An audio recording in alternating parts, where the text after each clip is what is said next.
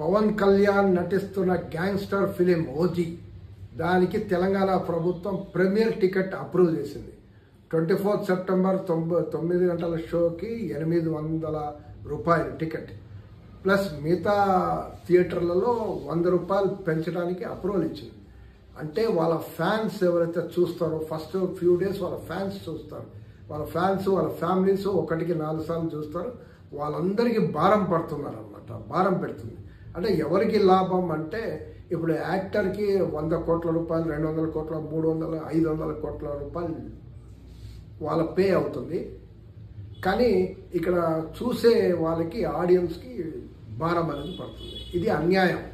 ఇది ఈ సినిమానే కాదు, ఏ సినిమానే కాదు, ఏ సినిమా అయినా పెద్ద పెద్ద స్టార్ సినిమాలు వాళ్ళు ఒక 50 కోట్లు 100 కోట్లు సాక్రిఫైస్ చేయలేరా వాళ్ళ ఫ్యాన్స్ కోసం?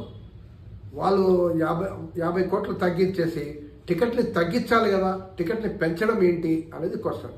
టికెట్ని పెంచి వాళ్ళ ఫ్యాన్స్కి బరువు పెట్టడం, వాళ్ళేమో లాభాలు సంపాదించడం.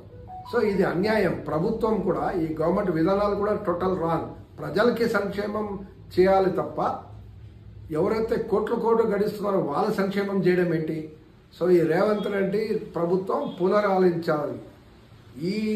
ఈ సినిమానే కాదు, ఇంకా ఏ సినిమా అయినా ఈ రకంగా ప్రీమియర్ టికెట్ అలౌ చేయడం అనేది రాంగ్, టోటలీ రాంగ్. అక్కడ మూవీ ఆర్టిస్టులు చాలా మంది ఉన్నారు, వాళ్ళు డిమాండ్ చేస్తారు. వాళ్ళు సరైన జీతాలు లేక, సరైన వసతులు లేక స్ట్రైకులు కూడా చేశారు. వాళ్ళకి హెల్ప్ చేయాలి కదా, వాళ్ళకి రిలీఫ్ ఫండ్ పెట్టి వెల్ఫేర్ సౌకర్యాలు ఇవ్వాల్సింది కదా. అక్కడ ఇవ్వట్లేదు. ఈ ప్రొడ్యూసర్స్, యాక్టర్స్ వీళ్ళు కుమ్ముక్కై థియేటర్ ప్రైజెస్ని పెంచడం, ఆ రకంగా ఇంకా కోట్లాది రూపాయలు బాక్స్ ఆఫీస్ హిట్ పెట్టి ఆ పేరు మీద కోట్లాది రూపాయలు లాభాలు సంపాదించడం. ఎవరు బక్రా అయ్యారంటే వాళ్ళ ఫ్యాన్స్. ఒక ఆయన ₹100 టికెట్ ₹100 ఎక్స్ట్రా పెట్టి ఆయన చూస్తారు, 4 సార్లు చూస్తే ₹400. ఆయన ఫ్యామిలీ అంతా తీసుకువెళ్తే 2,300 రూపాయలు, ₹4,000.